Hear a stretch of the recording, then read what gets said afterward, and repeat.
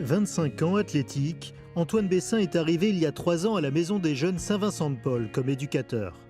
Aujourd'hui coordinateur des sports, il a accepté de nous éclairer sur Cécile Robiliard, qu'il considère comme sa mentor. J'avais aucun lien avec le monde de l'animation avant d'arriver à la Maison des Jeunes. J'ai rencontré Cécile là-bas. Je pense qu'elle a mis plus de confiance en moi que je n'en mettais en moi-même. J'ai vraiment fait beaucoup de chemin déjà, grâce à elle et grâce à son accompagnement.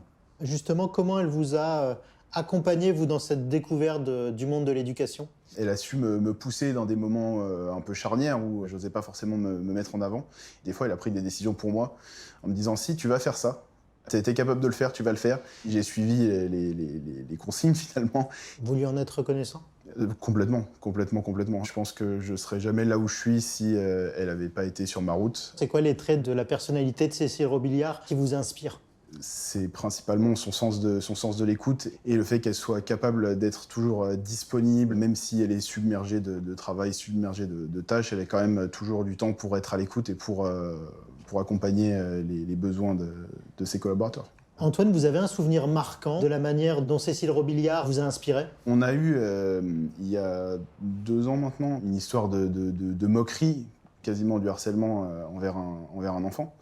Et c'était un petit groupe qui était déjà connu à la Maison des Jeunes comme étant turbulent. Et elle a pris la décision d'exclure les enfants 1 ou 2 semaines, selon les cas, de la Maison des Jeunes.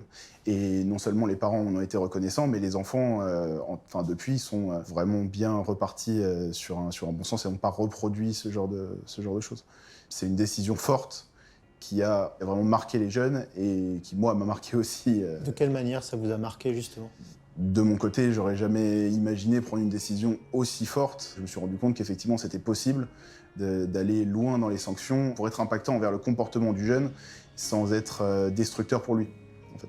Si vous aviez un message à adresser à Cécile Robiliard, Antoine, ça serait quoi aujourd'hui ? Aujourd'hui, j'aimerais la remercier, déjà pour le chemin qu'elle m'a aidé à faire. Ça a compté, je pense pour moi et je pense pour les jeunes.